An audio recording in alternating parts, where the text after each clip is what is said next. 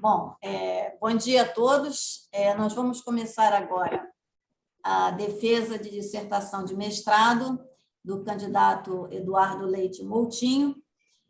O título da defesa da dissertação é Aplicação da otimização por enxame de partículas na análise de atraso de obras de transmissão, considerando confiabilidade, né?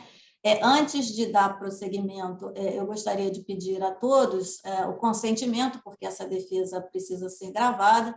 Então, se por favor, manifestem se consentem com a gravação, né? Que eu continue com a gravação. Claro, sem problema. Ok, concordo. Sim, eu confirmo com consentimento. De acordo. Perfeito. Então, dando continuidade, essa dissertação ela foi orientada por mim, né? Professora Carmen Lúcia Tancredo Borges, aqui do Programa de Engenharia Elétrica da COP, e fazem parte da banca de avaliação, além de mim, né, o professor Djalma Mosqueira Falcão, também aqui do Programa de Engenharia Elétrica, o professor Vitor Hugo Ferreira, da Universidade Federal Fluminense, e o engenheiro doutor também, Luciano de Souza Molim, do CEPEL, né? Então, como primeira parte da defesa, eu vou pedir para o Eduardo fazer a exposição, né, se atenda ao tempo de, no máximo, 50 minutos. Tá bom? Então, boa sorte. A palavra está contigo, Eduardo. Tá bom, muito obrigado. Bom dia a todos. Sou Eduardo Moutinho, né?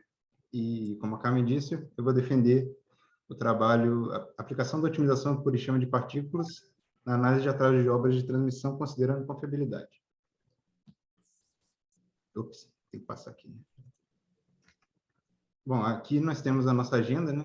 Vou começar com uma introdução, falando do problema. Depois eu vou entrar na metodologia, passando pelo método de otimização por enxame de partículas e suas variantes.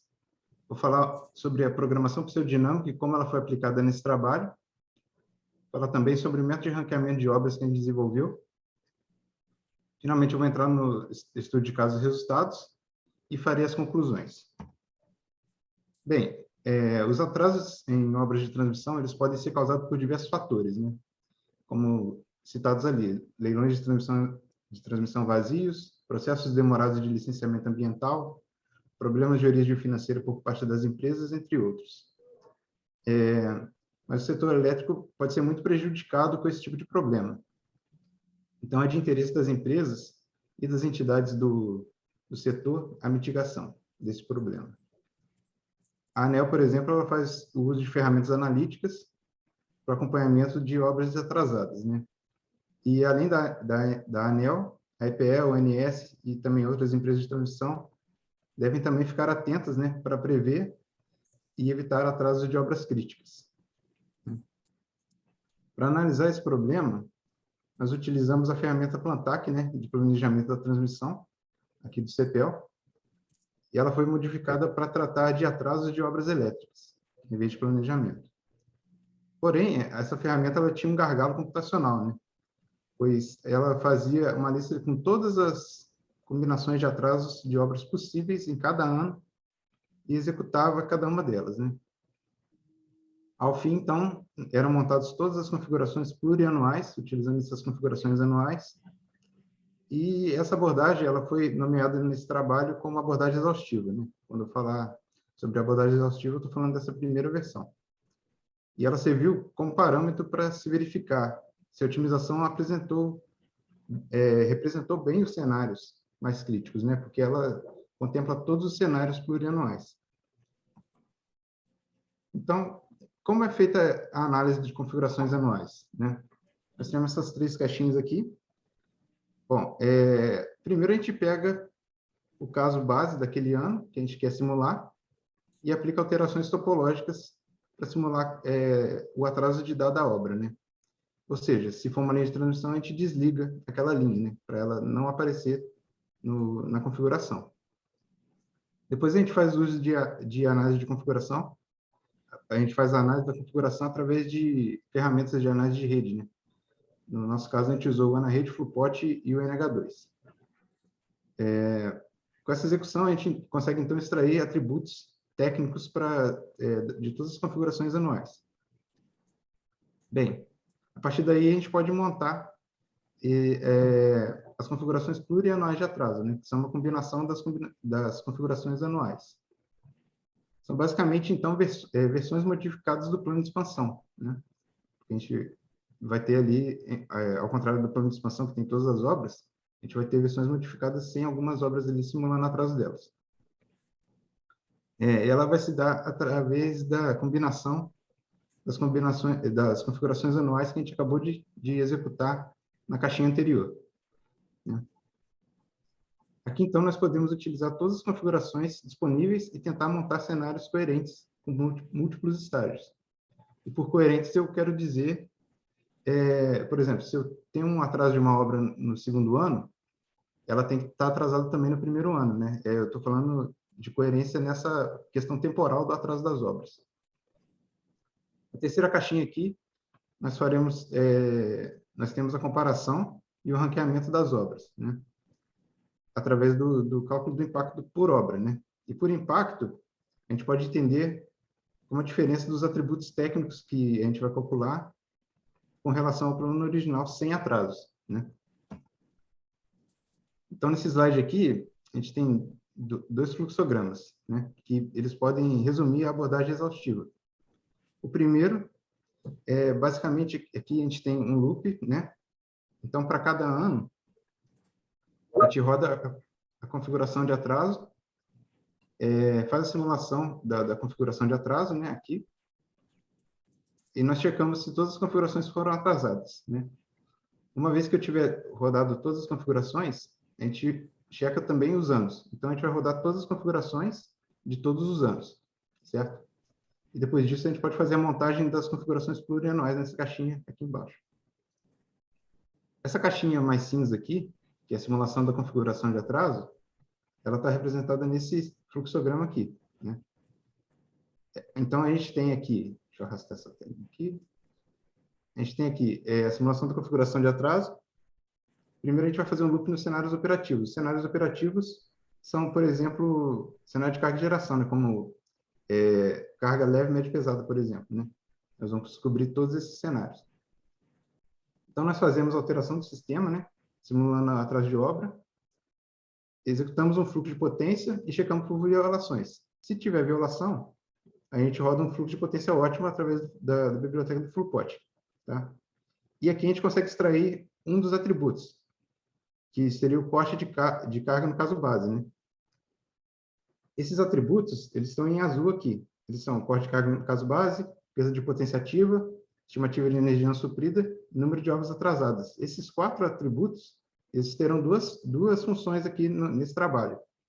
Primeiro vai ser que eles serão usados como função objetivo do método de otimização, quando eu quiser reduzir o número de cenários a simular, né?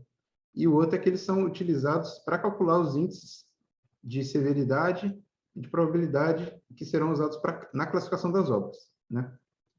Então, isso é muito importante. Então, uma vez que eu tenho o caso convergido, né, eu consigo extrair as perdas ativas e rodar uma análise de confiabilidade. O índice que a gente escolheu para representar a perda de confiabilidade é a estimativa de energia não suprida. Então, a gente checa aqui se todos os cenários foram cobertos e fechou o loop, né? O quarto atributo que a gente colocou é o número de obras atrasadas, né? Ele vai ser importante para que a minha otimização não migre para os cenários onde todas as obras estão atrasadas, né? Porque é onde maximizaria os outros 3. Então, esse aqui é como se fosse um contrabalanço da minha otimização. É a minha quarta função objetiva. Legal. Então, tendo em mãos aqui os cenários anuais de atraso, é possível montar os planos plurianuais com atrasos, combinando as configurações compatíveis entre si, né? Daquela forma que eu falei da coerência temporal do atraso das obras. E isso, então, a gente pode calcular os atributos para as configurações plurianuais, né? E a forma que a gente faz isso é basicamente calculando uma média aqui entre os atributos de cada configuração anual utilizada naquela configuração plurianual. Bem, aqui, então, nós podemos listar algumas características do problema de atraso de obras, né? Primeiro, é um problema com múltiplos estágios, pois fazemos estudos plurianuais de avaliação, anos à frente, né? É um problema com múltiplos objetivos, como eu mostrei naquele slide anterior. São 4 atributos que serão usados na otimização. E uma forma de comparar isso é utilizando a técnica de Pareto ótimo, né? Eu vou poder comparar 4 atributos simultaneamente. E outra característica aqui é que é um problema com características binárias, né? Pois as obras são atrasadas ou não. Então, a gente modelou como um problema binário. Tá? Então, nós buscamos aqui uma técnica de otimização que atendesse a todas essas demandas. Né? O primeiro ponto aqui, que são múltiplos estágios, foi sanado através do algoritmo pseudodinâmico. Que o algoritmo pseudodinâmico pode ser entendido como um meio termo ali entre a abordagem estática de planejamento, né? Utilizado no planejamento, por exemplo, onde a gente avalia só um ano, e também a abordagem dinâmica, que tenta resolver o problema todo plurianual, todo de uma vez. Não. Na abordagem pseudodinâmica, o que acontece é que há uma quebra ali do problema em múltiplos problemas anuais. Né? É esse que a gente utilizou. Para solucionar os outros 2 pontos, múltiplos objetivos e binário, se destacaram o PSO binário de Pareto ótimo e o NSGA2, que é o algoritmo genético de classificação não dominada 2, é a versão desse algoritmo. Acabou sendo escolhido o BPSO, né, que é o binário de Pareto ótimo, por demonstrar melhor performance, mas ambos os métodos foram implementados e testados. Bom, nesse slide aqui, então, tem uma lista dos objetivos desse trabalho. Né? O primeiro é desenvolver uma ferramenta de análise de atraso de obras, considerando aspectos técnicos da rede. Uma das ferramentas de análise de rede seria análise de confiabilidade probabilística. Né? Nós sabemos que no Brasil o planejamento da transmissão ele é baseado no atendimento do critério determinístico N-1. Então, é interessante a gente incluir uma confiabilidade probabilística para avaliar esse assunto, né, do atraso das obras. Para isso, foi tomada como base o Plantac, né? Como eu disse, é uma ferramenta de planejamento da transmissão, mas que possuía o gargalo de tempo computacional. E isso levou a outro ponto, né? Aqui, outro objetivo, que é reduzir o número de combinações de atrasos a serem executadas, sem gerar prejuízo na classificação dessas obras. Então, nós utilizamos o PSO binário de Pareto ótimo, chamado aqui no nosso texto de BPPSO, estruturado no algoritmo pseudodinâmico. Tá? E o último ponto ali é a definição de uma metodologia de ranqueamento de obras através do cálculo de atributos técnicos, né? Que serão extraídos ali da execução de cada configuração executada. Bem, aqui eu já entrei na metodologia, né? Eu vou passar primeiro uma visão geral do método de otimização por enxame de partículas. Bem, ele é um método meteorístico, né? Baseado em população. Ele introduz o conceito de inteligência de enxame, né? Que são indivíduos simples que fazem, geram padrões coerentes, né? de interação. E cada partícula do enxame ela é caracterizada por sua localização e sua velocidade em dada iteração. Né? É isso que caracteriza aquela partícula. E essas 2 variáveis caracterizam o movimento e possuem componentes em cada dimensão do problema. Então, se eu tiver um problema pluridimensional, eu terei uma componente dessa velocidade e da localização em cada uma dessas dimensões. Bom, cada indivíduo ele faz a avaliação de sua localização atual perante o valor, perante a melhor localização que ele já visitou, que aqui no texto a gente colocou como PBEST, e também utiliza a melhor localização já visitada por qualquer outra partícula do seu enxame, que é o GBEST, né? P de Personal Best e G de Global Best. Bem, aqui então é um resumo do PSO, né? Usando o exemplo aqui com uma função objetivo só. Então, a gente inicia a população e começa a contar as iterações e as partículas, né? Depois que a gente calcula a função objetivo naquela localização, a gente atualiza o PBEST, né? Vê se essa localização que ele acabou de visitar é melhor do que a melhor que ele já visitou, e checa aqui pela cobertura de todas as partículas nesse loop. Depois que rodar todas as partículas, a gente checa se o critério de parada foi atingido. Caso não tenha sido atingido, a gente atualiza o GBEST, que a gente já rodou todas as partículas, e faz a caminhada da população. Fechou o loop, né? Até a convergência. Essa caminhada da população eu vou mostrar aqui nesse próximo slide. Esse slide aqui, ele mostra a caminhada no espaço real, tá? Deixa eu pôr isso para cá. No espaço real. Primeiramente, para facilitar aqui o entendimento. Então, a gente tem a velocidade composta dessas três parcelas, né? A primeira, vermelhinha aqui e vermelhinha aqui também no gráfico, é a inércia, né? Ela leva em consideração a velocidade no estado no passo anterior. Tem também a componente de memória, que ela considera a melhor posição que a partícula já visitou, né? Perante a sua localização atual, seria o pbest menos xi, né? E também ela leva em consideração a cooperação, que é a melhor posição visitada por qualquer partícula perante a sua localização x atual. Então, a gente tem a soma desses três vetores aqui, né, no gráfico, e a gente tem, então, a velocidade. E no caso do PSO, no espaço de busca real, basta a gente somar, né, a localização anterior com a velocidade que a gente tem a localização ao fim dessa iteração. No caso da iteração, no caso do PSO binário, né, a velocidade é calculada da mesma forma que no PSO real, né?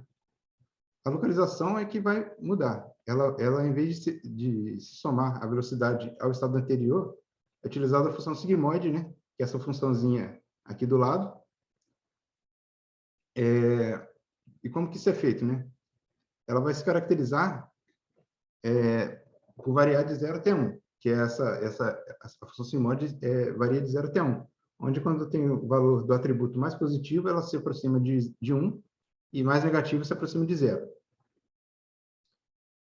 Né? Então, caso o número aleatório que eu vou sortear aqui seja menor do que a sigmoide da velocidade, a localização valerá 1. Caso contrário, valerá 0. Né? Então, quer dizer, isso aqui pode ser interpretado da seguinte forma. Quanto maior a minha velocidade, maior será a probabilidade da minha posição x se fixar em 1. Né? Por quê? Porque o meu número aleatório que varia de 0 a 1 tem maior chance de ser menor do que a sigmoide desse cara, que está se aproximando de 1.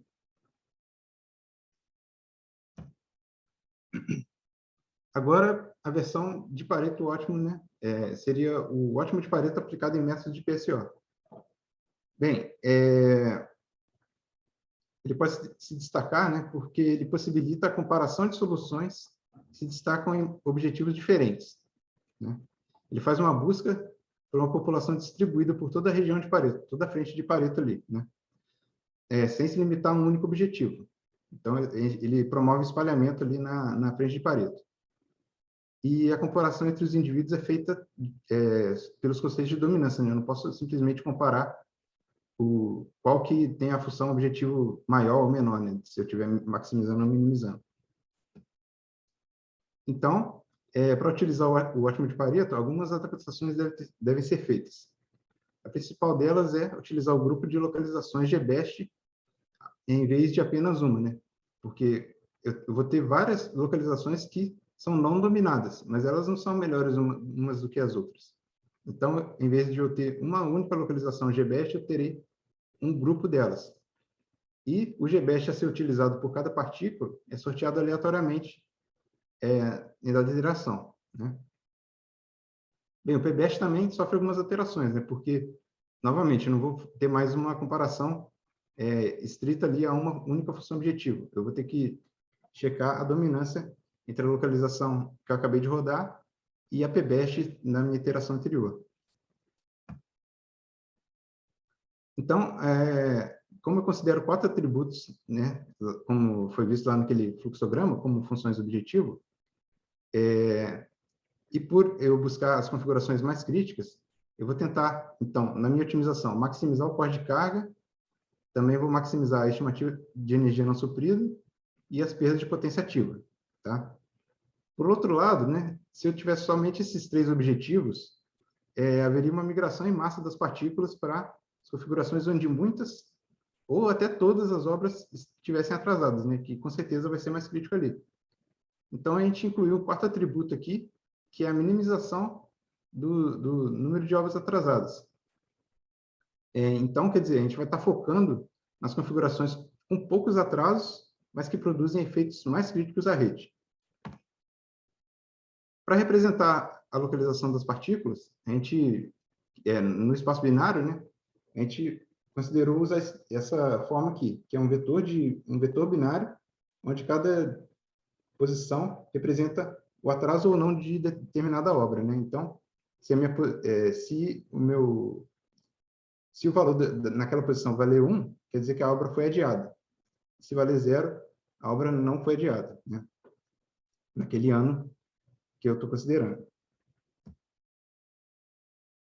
Então, como dito anteriormente, né, as abordagens pseudodinâmicas divide o problema com múltiplos estágios em subproblemas monoestágio. E ela pode ser feita de 3 formas, né? Seria a forward, onde eu inicio no primeiro ano chegando até o último, a backward, onde eu inicio no último e chego até o primeiro, ou uma combinação das duas, né? Que eu fico indo e voltando. Seria a forward backward ou backward forward. Então, ela tem essas características aqui, né? Ela vai cobrir apenas algumas alternativas por passada, ela tem uma convergência mais uniforme, ela faz a consideração de dependências plurianuais das configurações de rede, e os resultados de cada estágio são herdados aos passos seguintes. E esse slide aqui é muito importante, né? Porque ele resume como que nós incluímos as execuções anuais do PSO binário de Pareto ótimo no algoritmo pseudodinâmico.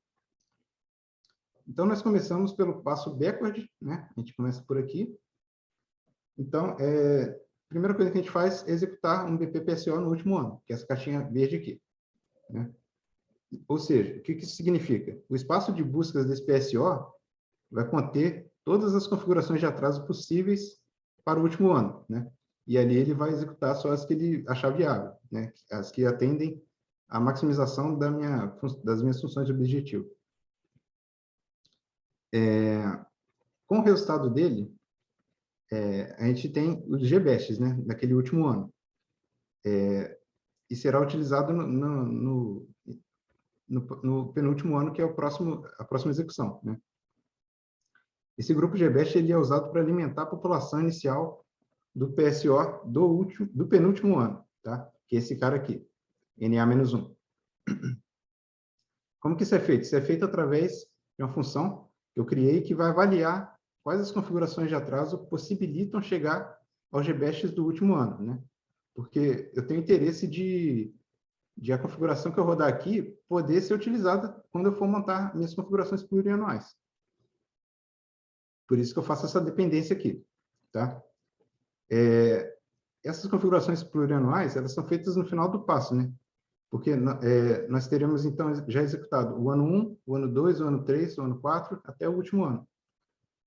Então, nós vamos montar todas as configurações plurianuais possíveis, com aquelas configurações anuais que a gente rodou, e através dos conceitos de dominância multi-objetivo, nós montaremos essa caixinha roxa aqui, né? Que é o GP, que é o grupo de Pareto, de configurações plurianuais. Bom, chegando aqui, a gente pode entrar já no passo forward, né? A gente vai aproveitar esse ano rodado aqui e vai alimentar com os GBESTs aqui a população inicial do segundo ano. Certo? Então, eu vou fazer isso consecutivamente até chegar no último ano e vou gerar novamente todas as configurações plurianuais possíveis com essas configurações anuais que eu acabei de rodar. Vou aplicar o conceito de dominância e vou chegar numa frente de Pareto aqui. Então, eu vou ter o meu grupo de Pareto do primeiro forward que eu fiz. Tá? Essas caixinhas roxas, elas são armazenadas por quê? Porque para eu considerar que o meu algoritmo pseudodinâmico convergiu, um dos critérios é que esses grupos de Pareto, eles se estabilizem, né?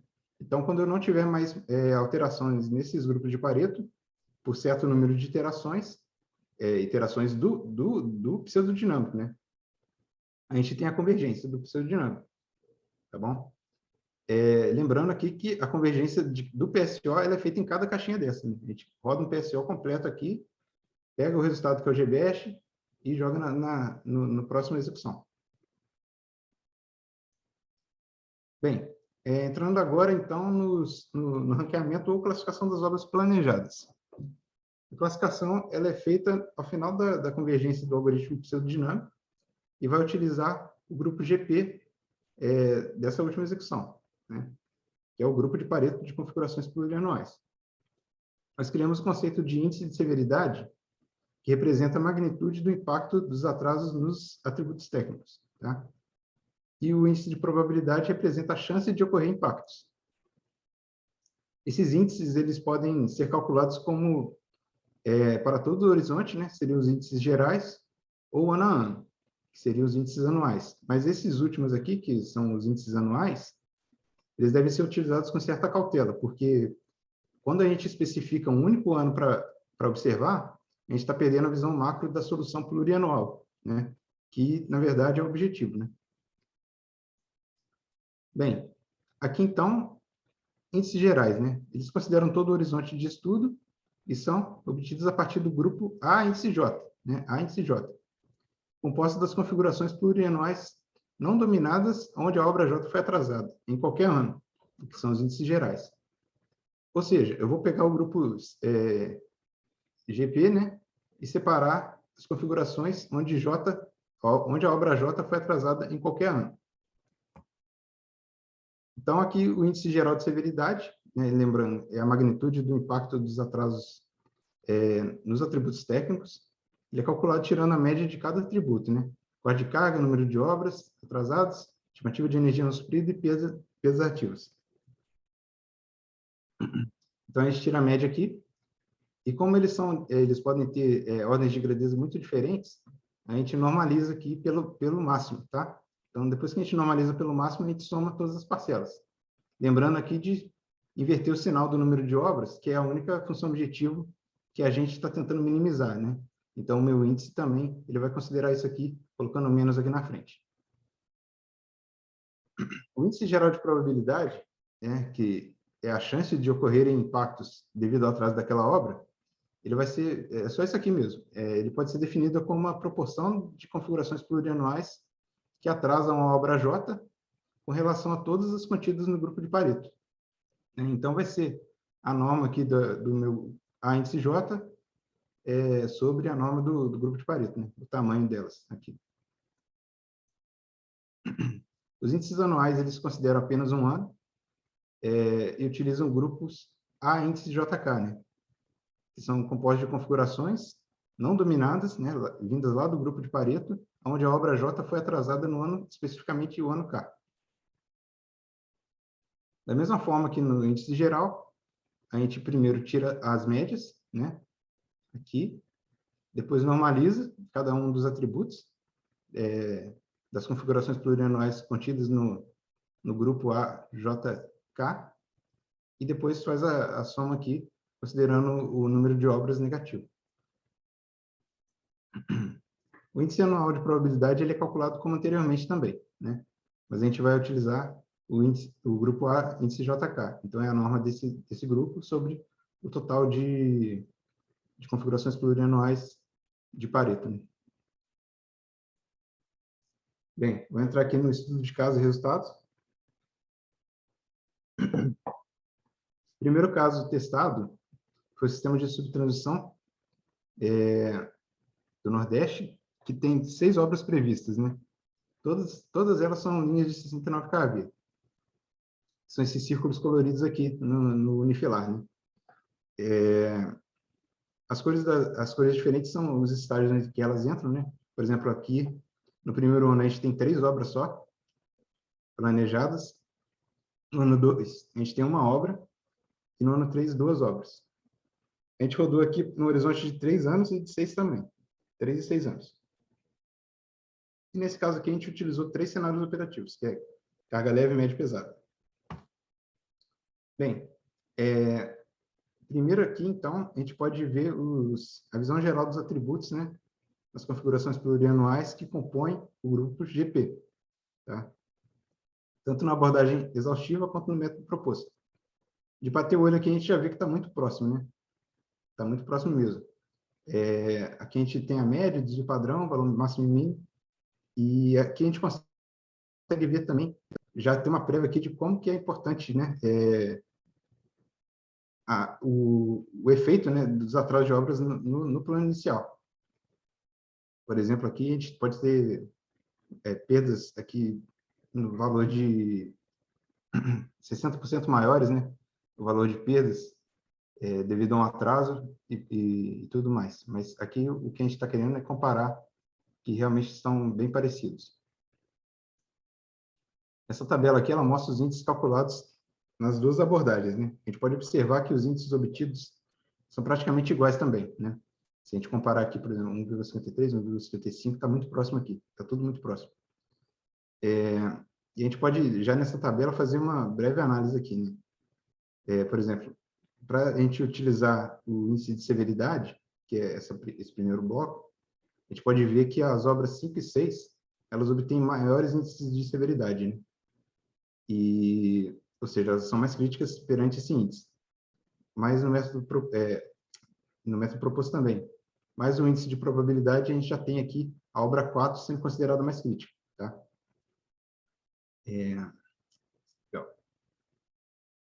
Então, aqui nós temos a classificação final, né? A gente pode ver que a classificação bateu, né? Quando a gente compara o exaustivo com o PSO, e tanto no índice de severidade quanto de probabilidade. Porém, a ordem aqui do índice de severidade e de probabilidade são diferentes, né? E, poxa, como que a gente faz uma interpretação desses dois índices associados? Eles são diferentes. Eles são diferentes porque eles são calculados de forma diferente, né? Aqui vai depender da visão do decisor, que é a pessoa que vai tomar as decisões ali de qual obra deve ser priorizada, qual que pode ser, que é mais aceitável deixar atrasar, né? Se ele tiver escolha entre quais obras devem ser priorizadas, né? Por exemplo, se a gente tiver aqui, por exemplo, comparando a obra 1, 2, 3 e 4, tanto no índice de severidade quanto de probabilidade, a gente tem essa ordem, 4, 1, 2, 3, né? 4, 1, 2, 3. Mas se a gente quiser considerar aqui, por exemplo, a obra 5 a 6, se eu tiver que decidir entre a obra 5 e a 6, qual que eu devo priorizar, né? Então, algumas considerações devem ser feitas, né? Por exemplo, se for mais importante evitar atrasos que levem a uma maior severidade no sistema, mesmo que a gente tenha uma chance muito pequena disso acontecer, o decisor poderá considerar a classificação por severidade, né? Que ela vai estar englobando ali os cenários mais severos, né? Sem considerar a probabilidade de acontecer. Porém, se for mais importante evitar casos onde há uma chance maior de um cenário crítico aparecer devido ao atraso de uma obra, então seria mais interessante de considerar o índice de probabilidade. Nesse caso aqui, a obra 6 é mais crítica do que a 5. Bem, em termos de eficiência computacional, a gente teve aqui um ganho muito fraquinho, né? Podemos dizer assim, muito incipiente, que foi 13% só no número de configurações de atrasos anuais simulados. Mas isso tem uma explicação, né? Aqui a gente considerou, nessa primeira simulação, somente 3 anos, né? E se a gente voltar lá no NIFLAR, a gente pode ver que no primeiro ano a gente só tem 3 obras, né? E no segundo ano, uma. Então, no segundo ano a gente pode atrasar até 4. E só no terceiro ano que a gente tem um número um pouquinho maior de obras, que são 6, né? Então, o que acontece? 2/3 aqui da minha avaliação plurianual, eu vou ter muito poucas obras sendo consideradas. Então, o espaço de busca fica muito apertadinho para o meu método trabalhar, né? Então, pode acontecer ter uma perda de eficiência, porque ele vai acabar rodando tudo. Ele acaba esbarrando em todas as configurações ali. Poxa, se eu combinar obras 3 a 3, dá o quê? Dá 6. É muito pouca configuração para ele não rodar, né? Então, acaba dando uma perda de eficiência aqui. Para a gente ver isso, eu acho que passei. Para a gente ver isso, a gente pode rodar com 6 anos, né? Porque com 6 anos, o que vai acontecer? Eu vou ter 3 obras no primeiro ano, 4 para ser executadas no segundo, e nos anos 3, 4, 5 e 6, eu já vou ter 6 anos. 6 obras a serem executadas. Então, a expectativa é que a minha eficiência melhore. Bem, nós temos aqui, rodando então com 6 anos, né? Rodando com 6 anos, o mesmo caso de estudo. E o que a gente tem? A gente pode observar aqui, se a gente comparar com a tabela lá de 3 anos, a primeira coisa é que os impactos são mais severos, né? E já era de se esperar, né? Se eu tenho uma obra planejada para o segundo ano, por exemplo, e eu atraso até o terceiro, eu vou estar atrasando um ano só. Mas se eu atrasar até o sexto, né? Provavelmente aquela obra que estava planejada, ela vai ser, a não construção dela vai ser mais crítica, né? E a gente pode ver isso aqui comparando com a tabela lá do ano 3. Os índices aqui são mais severos, em geral, todos, né? Bem, aqui então, nós temos os índices de classificação das obras nas duas abordagens, né? A gente pode ver novamente que está bem parecido aqui, pelo menos na ordem, né, que eles aparecem, como se fosse escalado daqui para cá. Mas o que importa para a gente é a ordem que isso aqui vai aparecer, e que está lá no próximo slide, aqui. Aqui, então, a gente pode ver que a gente obteve, novamente, a mesma ordenação, né? A mesma classificação, o mesmo ranqueamento entre o exaustivo e o PSO, tá? Tanto do índice de severidade quanto de probabilidade, né? 5, 6, 4, 2, 3, 1, e aqui outra sequência, né? Novamente, se eu tiver que comparar obras que estão classificadas de forma diferente entre os dois índices, eu devo considerar aquela avaliação que eu falei no caso de 3 anos, né? Se eu quero evitar maior severidade ou maior chance de ocorrer cenários críticos. Aqui, então, isso, aqui, então, é a eficiência computacional. Ela mostra o que eu tinha falado, né? Que a previsão era melhorar a minha eficiência de acordo com que eu aumento o espaço de buscas para o meu método trabalhar, né? Aqui, por exemplo, em vez de rodar 280 configurações anuais de atraso, ele rodou apenas 176. E já deu já deu uma eficiência aqui de uma redução de 37% dos casos executados, né? Então, quer dizer, como eu aumentei ali o meu horizonte de buscas, o meu método ficou mais confortável para trabalhar, né? Ele não precisou rodar tudo. E os 2 primeiros anos lá, onde a gente tem poucas obras, acabou influenciando pouco no geral, né? No estudo plurianual. Bem, aqui está o desempenho do método NSGA2, que é aquele AG, né? Aquele algoritmo genético que eu mencionei anteriormente. Eu rodei ele também, eu programei ele, eu codifiquei e rodei nesse sistema de 40 barras aqui de subtransmissão, né? Ele deu uma convergência ligeiramente mais rápida, só que ele não conseguiu chegar no ranqueamento correto, né? A gente pode ver aqui que deu ordenação errada, né? Eu calibrei ele lá da melhor forma possível e não consegui chegar num resultado legal. Então, aí a gente falou, realmente o PSO é uma escolha melhor para esse tipo de estudo, né?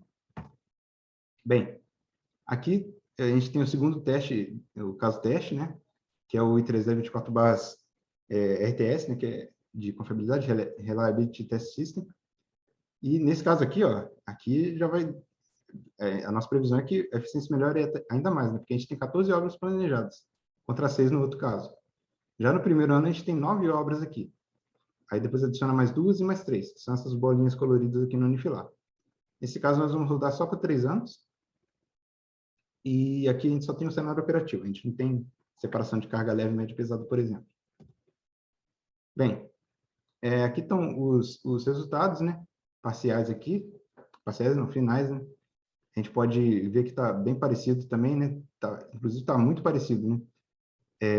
Entre a execução exaustiva e o método proposto, né?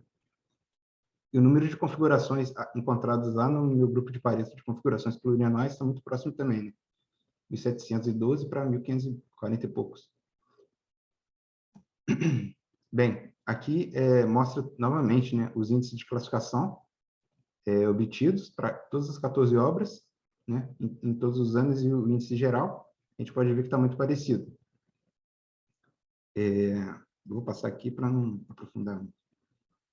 Então, aqui, novamente, a gente pode ver que, mesmo a gente tendo 14 obras ali sendo simuladas, a ordenação cravou em todas as posições, né? Se a gente olhar aqui, por exemplo, 14, 11, né? Está tudo certinho aqui. Tanto para o índice de severidade quanto de probabilidade. Agora, vamos ver a eficiência. Aqui, olha só, a gente conseguiu uma redução no número de configurações de atraso de 45%, tá? Então, em vez de rodar 18.944 configurações anuais, a gente acabou rodando somente 10.413 configurações anuais, né? Então, quer dizer, o espaço de busca aqui é muito maior do que anteriormente, né? Bem maior mesmo. E a gente conseguiu, com isso, ter mais área para o método trabalhar, né? Já era esperado mesmo. Bom, então aqui cheguei no slide de conclusões, né? Bom, primeiro aqui, a metodologia, foi proposta uma metodologia para identificar e classificar as obras mais críticas de reforço do sistema elétrico, considerando possíveis atrasos em suas construções, né? Utilizamos, então, o PSO binário de Pareto ótimo para realizar buscas inteligentes pelas configurações anuais de atraso. Utilizamos o algoritmo pseudodinâmico para realizar uma análise em múltiplos estágios. O método BP-PSO mostrou-se adequado para o problema tratado, como foi visto, né? A gente conseguiu atingir todos os índices de classificação lá, como se a gente tivesse rodado todas as configurações, né? Outro ponto aqui, num horizonte de atrasos curtos, né, e com poucas obras, a gente apresentou pouco ganho computacional. Porém, com o aumento do número de combinações, também aumenta a eficiência do método proposto, que é o que a gente quer, né? A gente quer um método que seja eficiente quando a gente tem uma carga computacional gigante, como 14 obras no último caso ali. A gente teve significativa redução do esforço computacional, até 45% de redução no número de configurações simuladas, né? E aqui a gente tem alguns trabalhos futuros a considerar, né? Primeiro aqui é a atualização das bibliotecas dos programas de análise de rede, né? Análise de confiabilidade e fluxo de potencial ótimo, para viabilizar a solução de sistema de grande porte. Também temos aqui a inclusão de uma abordagem determinística para avaliação de confiabilidade, como critério N-1, por exemplo, né? Se o usuário quiser fazer uma rodada mais rápida para ver se ele deve incluir todas as obras na versão da confiabilidade probabilística, né, que demora mais, ele poderia fazer uma rodada prévia, por exemplo. Aqui. E o terceiro ponto aqui seria a melhoria da paralelização do método, né, que poderá reduzir ainda mais o tempo de execução nas simulações. Cheguei ao fim aqui. Essa foi a apresentação. Estou aberto a perguntas.